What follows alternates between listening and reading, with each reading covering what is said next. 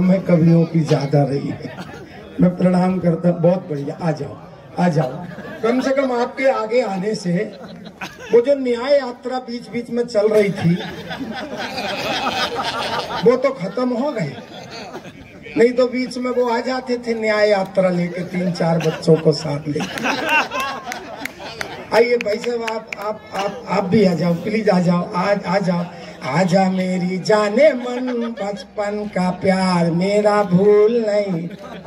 ये स्थिति है देश की। बैठ जा, आ जा। पहला मोटा कभी उठाया, फिर दूसरा मोटा कभी उठाया, फिर तीसरी मोटी कवित्री उठाई, फिर उसके बाद काला बाबू घायल उठा। ये स्थिति है। कवि सम्मेलन अपने बाबू घायल जी तक पहुंचा। करुण रस की कविता। दिनेश भाई कहाँ भाग गए हैं? समझ गए थे कि अब मामला, वो पीछे से न्याय यात्रा चालू हो गई।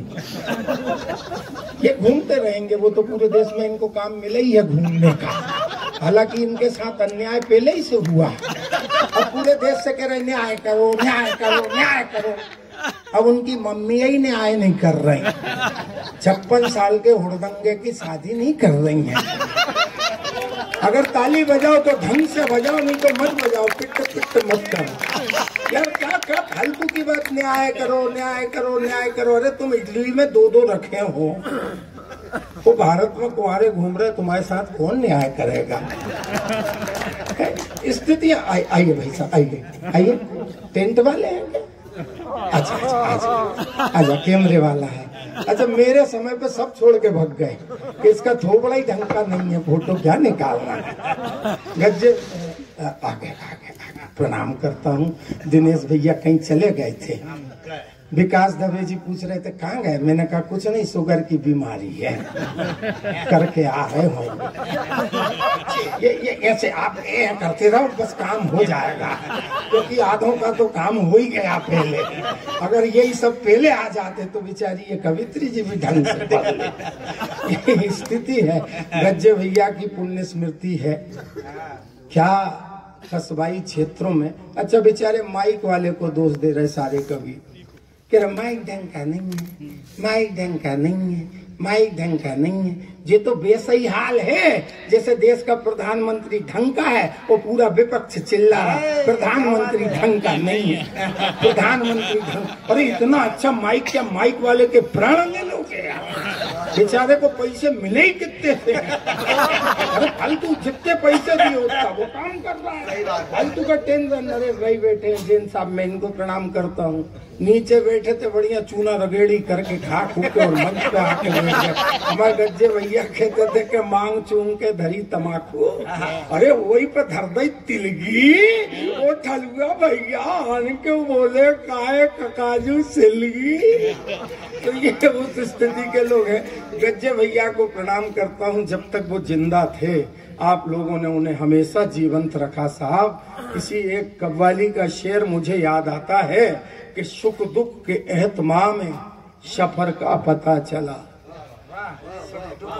सुख दुख के एहतमाम में, आइए आजा आजा मेरी जाने मन।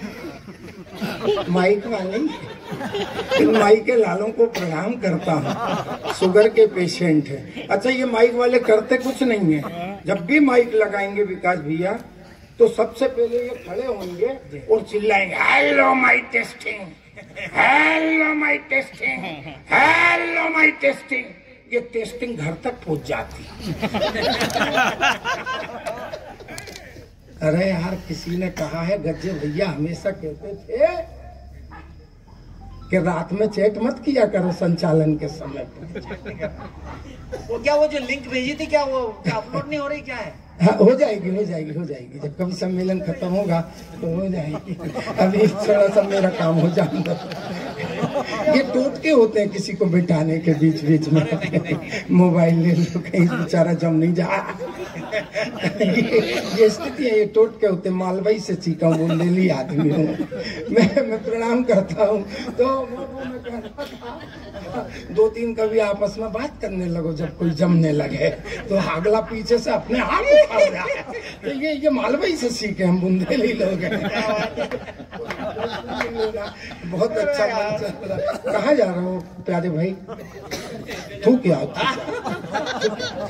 अच्छा वो विकास भैया, एक आदमी ने मेरे मोहल्ले में तपस्या करी, भगवान भोलेनाथ खुश हो गए, खुश होके अमृत का मटका लिया, वो मटका लिया के बोले ले बेटा ले, तेरी तपस्या से मैं खुश, ले अमृत पी ले।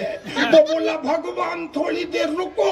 बोले क्यों? बोले आप भी तो राजश्री खाई। अरे हंसो तो ढंग से हंसो यार, नहीं तो क्या मतलब पूरी रात पर क्या क्या हालत बना के रखी।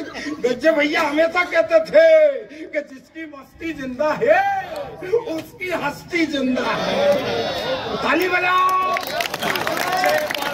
आज मैं नाचता भी हूँ। कहीं कभी कहते कि तुम नाचते क्यों हो?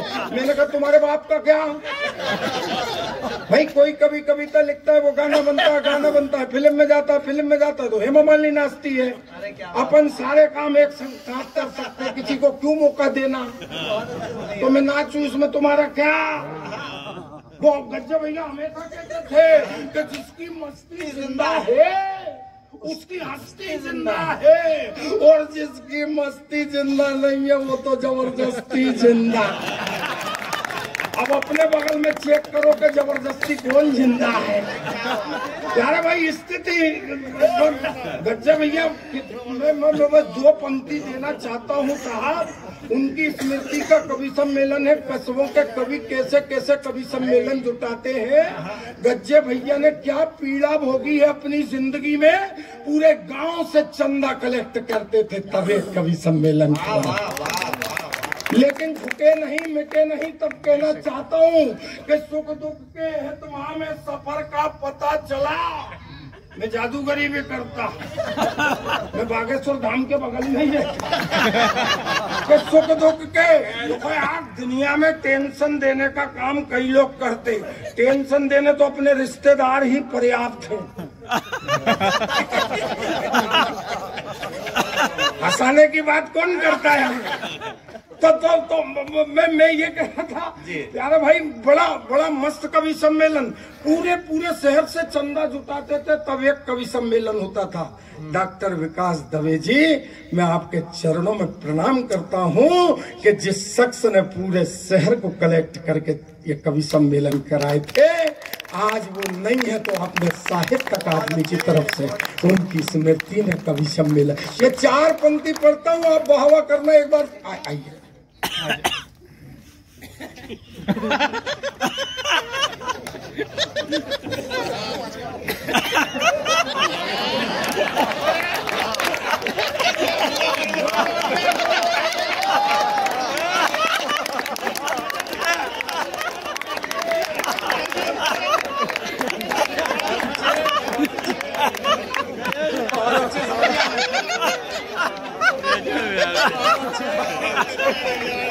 अब एक फोटो खींच लो ताकि मैं फेसबुक पे डाल दूं कि सबसे ज्यादा माला मेरे ही न पड़े। आज खींचो।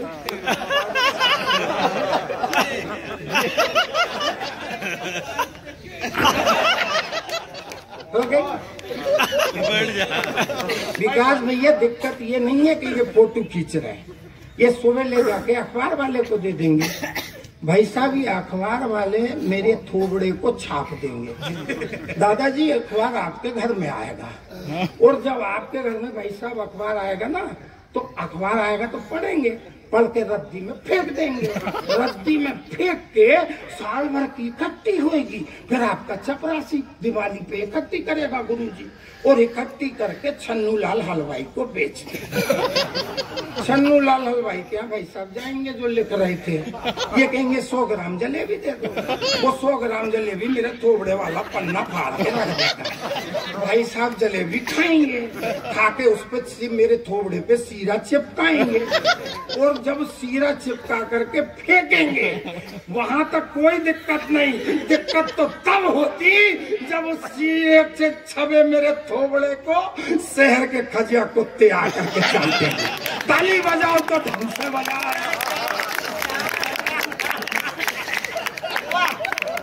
पूरा कवि सम्मेलन मार रहा है।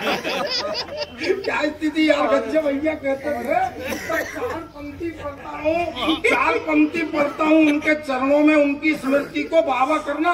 पहली पंक्ति पढ़ूं ऐसे हाथ करूं आपको कहना बाबा, और दूसरी पढ़ूं ऐसे करना बाबा, गज्जे भैया बहुत खुश हो जाएंगे। मेरी नहीं, मेरे बाप नहीं लिख सकते ऐसी पंक्ति, में तो लाफ्टर का आदमी हूँ। वो कहा है कि सुख दुख के एहतमाम में सफर का पता चला, अरे जब वो चला गया तो उसके हुनर का। और एक एक फूल जब उड़ा ले गई हवा, उस दिन बाहर को मेरे घर का पता।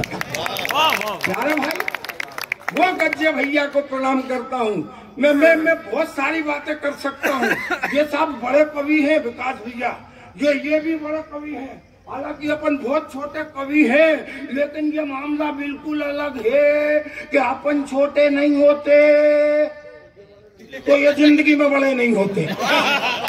ये सब 1000 रुपए के नोट, दीदी ये सब 1000 रुपए के नोट, हालांकि अपन 100 रुपए के नोट, लेकिन ये मामला भी बिल्कुल अलग है। आनंद आए तो अब ताली बजाना। ये मामला भी बिल्कुल अलग है कि मार्केट में जितने भी नकली नोट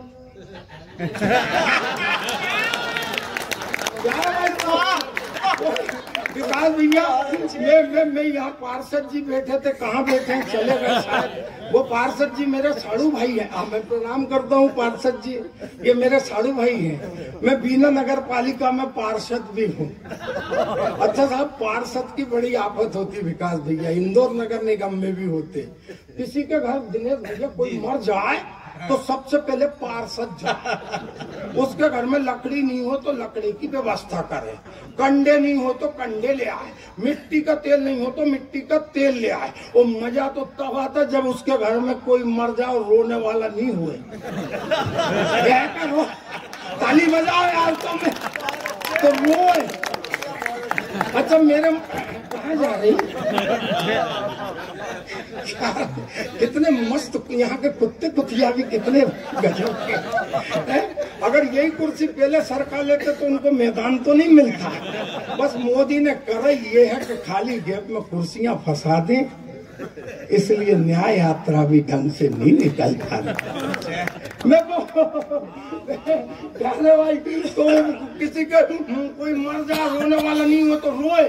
मेरे मोहल्ले में बाबूलाल जी की लुगाई मर गई सर, तो मैं गया पार्षद होने के नाते।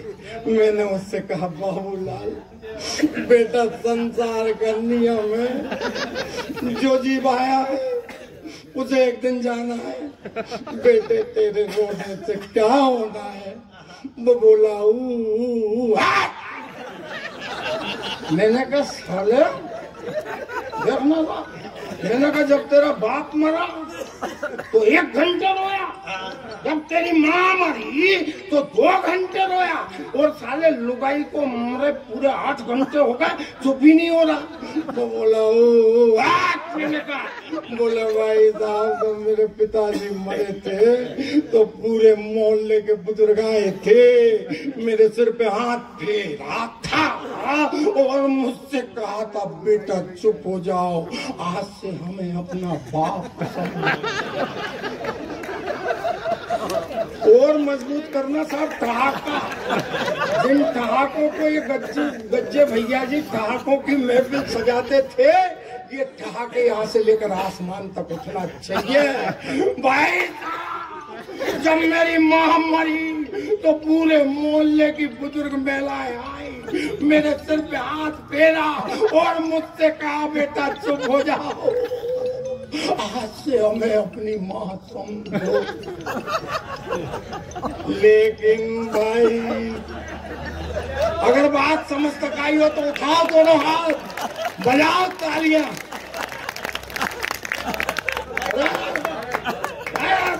की बातें करना।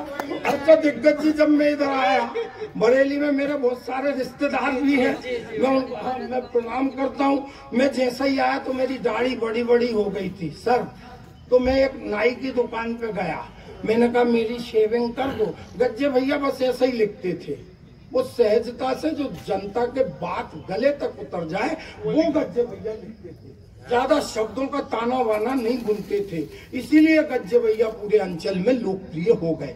मैं कोशिश कर रहा हूँ गज्जे भैया तक तो नहीं पहुंच सकता, लेकिन जैसी सहजता से वो लिखते थे कहीं ना कहीं बुंदेलखंडी की मिठास भी आप तक पहुंचती रहेगी। मैं कोशिश करूंगा, क्योंकि यहाँ यूनिवर्सिटी बैठे हैं, अब इनको कैसे चूतिया बनाया जाए, तो यही सिस्टम है मेरे पास। तो गज्जे भैया ऐसा करते थे, तो मैं अपनी कैसे पेल लूं रचना। तो गज्जे भैया जो करते थे वो मिठास भी आप तक पहुंच जाए। तो मैं गया, मैंने कहा मेरी दाढ़ी बना दो। बोले तुम्हारा नाम क्या है? देखना गज्जे भैया कितनी सहजता से लिखते थे। तो वो लिखते थे तो मैंने कैसे लिखा, तो बोला तुम कवि हो? हमने कहा हाँ। बोले कोई कविता सुनाओ। मैंने कहा नाम बताओ। बोले मेरा नाम धनी राम है। तो मैंने कहा धन्नू बोल सकता हूँ? बोले बोल सकते हो। तो मैंने उसको जो सुनाई मैं आपको सुना रहा हूँ। बस कविता में एक चीज याद रखना, तबला, सारंगी, गिटार, पिटार, हारमोनियम, बांसुरी ये सब नहीं होता है। कवि के शब्द होते हैं, आपकी तालियां होती हैं, और दोनों मिल जाए तो गजब का गीत बन जाता है। तो एक बार दोनों हाथ मिला करके 1 2 3 के स्वर में ताली बजाएं। 1 2 3। तो तुम कहाँ हाथ डाले हो? डालो वहां से। मतलब कवि सम्मेलन की आड़ में दांत खाज खुजली सब यही खुजा लोगे। बजा सब। एक गज्जे भैया जिस शैली में मैंने उसको सुना है। और धन्नी मेरी दाढ़ी बनाना हो करो, ये हो करो। क्योंकि रखा क्या है यार जिंदगी में, कोरोना में देखो गज्जे भैया चले गए। मैं भी कोरोना में चिरायू हॉस्पिटल में भर्ती था। कई लोगों ने देखा मैं चिरायू में हॉस्पिटल में भर्ती होने के बाद कोरोना में कवि सम्मेलन कर रहा था। कई लोगों को मैंने बताया कि जिंदगी और मौत तो उस ईश्वर के हाथ में है, डरने की जरूरत नहीं है। अगर वहां से आ गई तो कोई बचा नहीं सकता, और नहीं आई तो कोई ले जा नहीं सकता। चिरायू का वो कवि सम्मेलन कम से कम 100 आदमी जो हॉस्पिटल में थे उनको जीवन देने का काम किया था। मुझे दुख है कि मेरे समय में अगर चिरायू तक हमारे गज्जे भैया आ जाते तो आज वो भी इस मंच पर विराजमान रहते। मैं 1 2 3 स्टाइल में ताली बजाए। 1 2 3 और हो करना। मैंने सुना अरे गन्नू मेरी दाढ़ी बनाना है ये मस्ती से। अरे गन्नू मेरी, अच्छा देखो ये अटल बिहारी टाइप के कवि हैं, अपन मोदी जी टाइप के कवि हैं। उनको सुनो तो सुई गिर जाए तो समझ में आ जाती थी कि अटल जी की सभा चल रही। और मोदी जी को सुनो तो फिर मोदी मोदी, तो अपन उस स्टाइल के कवि हैं। ये फॉर्मूल होना चाहिए। मैंने कहा और गन्नू मेरी दाढ़ी बनाना, और मस्त करो नहीं तो पूरी रात दाढ़ी बनेगी यही नहीं। आपको करना, विकास भैया आपको भी करना पड़ेगी। और गन्नू मेरी दाढ़ी बनाना, हाय राम चिकनों का है जमाना, हो हाय राम चिकनों का है जमाना। तुमने जो कैंची और कंगा उठाया, धीरे से मेरे बालों को मिलाया, मुझे जरा संगीत देना पड़ता। हमने कहा माला लेके मैं तो नीचे जा रहा पान थूकने। अरे मुझे जरा बैठ जा भैया। मेरे घर ले गए अपने, और घर ले गए अरे सर अभी आप तो बैठो, तुम कभी सम्मेलन करो। तम्बाकू लग तो नहीं गई आपको? जी जी। तो ये मुझे घर ले गए भाई साहब, जैन साहब मेरे रिश्तेदार हैं। वो घर ले गए तो कह लगे समैया जी चाय पियो। हम गए, इनके घर में 3 चश्मे रखे। मैंने कहा मेरे बाप सबके घर में एक होते, जैन साहब तुम्हारे घर में 3? बोले हाँ हैं। मैंने कहा कैसे? बोले एक दूर का। मैंने कहा दूसरा? बोले ये पास का। मैंने कहा मगर मेरे बाप ये तीसरा। आनंद आए तो आगे से पीछे तक भले कम है लेकिन बम है, ताली ठोक देना। मैंने कहा पहला। बोले दूर का। मैंने कहा दूसरा। बोले ये पास का। मगर मैंने कहा मेरे बाप ये तीसरा। बोले ये देखने का कि दूर का कौन सा पास का कौन। और गन्नू मेरी बजाओ, गन्नू मेरी दाढ़ी बजाओ, सब बजाओ। गन्नू मेरी दाढ़ी बनाना, हाय राम चिकनों का है बजाया जिंदा, राम चिकनों का है। तुमने जो, हमारे तो पुराने ही निकल रहे थे स्थिति देख के मंच की कि पता नहीं मेरा क्या होगा। और दिनेश भैया ऐसे पीछे लगे थे कि मेरा नंबर आएगा भी कि नहीं आएगा। लेकिन प्रणाम करता हूँ, आप जीवंत लोग हो साहब। एक आदमी डॉक्टर के पास जाता है, कहता है सर मुझे हंसी नहीं आती, कोई दवाई दे दो। डॉक्टर ने कहा पगले हंसी की कोई दवाई नहीं होती। उसने कहा सर मैं लेकिन क्या करूं, मुझे तो हंसी आती ही नहीं।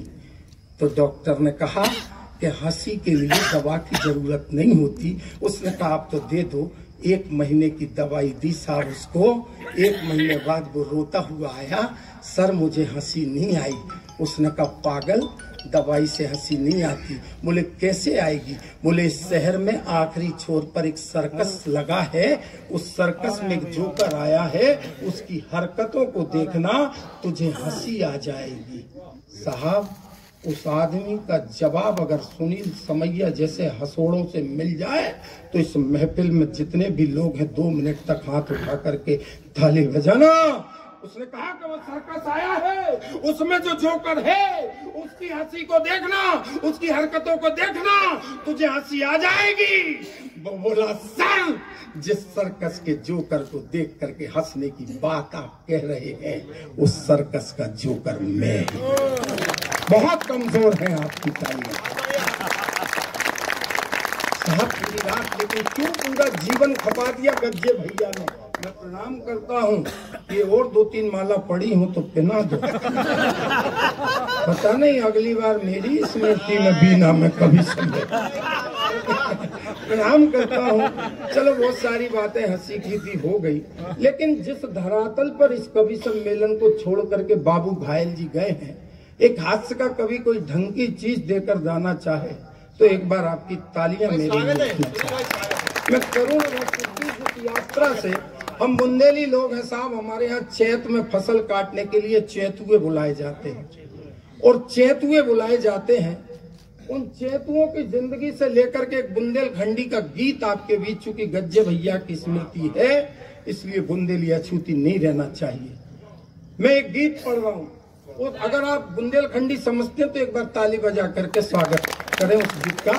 मैं पढ़ता हूँ, मेरा गला नहीं है गाला है। गला तो इन लोगों के पास है, बाबू के पास है। ये बांसुरी है, अपन बांसुड़े हैं। ये सरस्वती है, अपन भेरू महाराज हैं। बस गले पे मत जाना, भावों पे जाना। आनंद आए तो गज्जे भैया को प्रणाम करना। वो जो लिखते थे कहीं ना कहीं मैंने भी लिखने का कोशिश की, और खास तौर से आज के कवि सम्मेलन को मैंने लिखा था। वो करुण रस का वो गीत मैं पढ़ना चाहता हूँ। ये मेरी विधा नहीं है, लेकिन अच्छे लोग बैठे हैं। देखो अपन थ्रेसर करते कि नहीं करते? सर इधर देखे, थ्रेसर करते तो थ्रेसर में गेहूं का पूरा ठूंसते, और जब गेहूं का पूरा ठूंसते तो भूसा भूसा उड़ जाता है और दाने दाने बच जाते हैं। तो आप इस कवि सम्मेलन के दाने हो, भूसा तो पूरा उड़ गए। एक बार ताली खुद के सम्मान में बजा दे। मैं पढ़ता हूँ, मेरी कोशिश है, मैं समापन चाहता हूँ कि बहुत लंबी टीम है और हमें भी घर जाना है, तो मैं पढ़ता हूँ गीत, मुझे आशीर्वाद दीजिएगा। उनके पूर का पानी मतलब होता है बाढ़ के समय आया हुआ पानी, आया है और चला गया। मैं पढ़ता हूँ, अरे हमरी का जिंदगानी रे, वो चेतुआ कह रहा है, समझना उसके दर्द को, कि हमरी का जिंदगानी रे जैसे पूर को पानी रे, बाढ़ का पानी आता और चला जाता। हमरी का जिंदगानी रे जैसे पूर को पानी रे, ओ महीना भर को खेल तमाशो। 1 महीना होता है चेतुओं के पास और उसके बाद बेचारे चले जाते, कि महीना भर को खेल तमाशो, महीना भर को खेल तमाशो, फिर तो खत्म कहानी रे, हमरी का जिंदगानी रे। अगर लगे कि मैं ढंग का पढ़ रहा हूं तो तालियां अवश्य। जैसे पूर को पानी रे। और सुनना क्या स्थिति उन चेतुओं की होती है।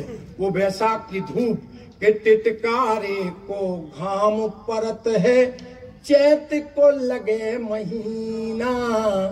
दबे जी, टिटकारे का मतलब होता है बहुत तेज धूप के टिटकारे को घाम परत है, चैत को लगे महीना। बोरा सोनो बोरन में भर लाए, देखे अपनो पसीना। वो गेहूं को सोना बोलते हैं कि सोना बोरन में भर लाए, देखे अपनो पसीना। अरे खा खा खैया की कर तूते, खा खा खैया की कर तूते, हमसे रही अजानी रे, हमरी का जिंदगानी रे। जैसे ताली कमजोर है, जैसे पूर को पानी रे। ओ महीना भर को खेल तमाशो, महीना भर को खेल तमाशो, फिर तो खत्म कहानी रे, हमरी का जिंदगानी रे। जैसे पूर को पानी रे। और देखना साहब, शाम को चेतुए आते हैं फसल काट के, उनकी चेतनियों के सिर पर पूरा होता है वो गेहूं का। तब मैंने उस पंक्ति लिखी कि पूरा टांगे रिंगत रिंगत हम गा रहे स्वान लंगुरिया। क्या मस्ती से गाते हुए आते हैं दिन भर की मजदूरी के बाद। हम लाखों रुपए कमाने के बाद भी उस मस्ती में नहीं जी पाते जिस मस्ती में वो चेतुआ जीता है कि पूरे टांगे रिंगत रिंगत हम गा रहे स्वांग लंगुरिया। और हार थकान मिट्टी जब एक दूजे से मिली नजरिया। वो पति और पत्नी उस थकान के बाद भी नजर मिलती है तो वो अंदाज देखे कि पूरे टांगे रिंगत रिंगत हम गा रहे स्वान लंगुरिया। और हार थकान मिट्टी एक दूजे से मिली नजरिया। अरे को जाने का जान सखीरी, को जाने का जान सखीरी, अपने मन मुस्कानी रे, हमरी का जिंदगानी रे। जैसे पूर को पानी रे। और एक अंतरा और सुनिए, और उनकी जिंदगी देखिए कितने अलमस्त और अलग जिंदगी होती है कि 4 फुट टांगे रपकत जा रही हमरी वीर महरिया। ये दर्द देखे लेकिन फिर भी जिंदगी देखे कि 4 फुट टांगे रपकत जा रही हमरी वीर महरिया। और एक पीठ पे दूजो बगल में तीजो गोद कन्हैया। एक पीठ पे दूजो बगल में तीजो गोद कन्हैया। और आनंद आए तो ताली बजा करके विदा करना। एक पीठ पे दूजो बगल में तीजो गोद कन्हैया। अरे 14 महीना की पेट में, 14 महीना की पेट में केरो राम कहानी रे, हमरी का जिंदगानी रे। जैसे एक बार दोनों हाथ उठा करके ताली बजाकर मुझे विदा करना। बहुत धन्यवाद।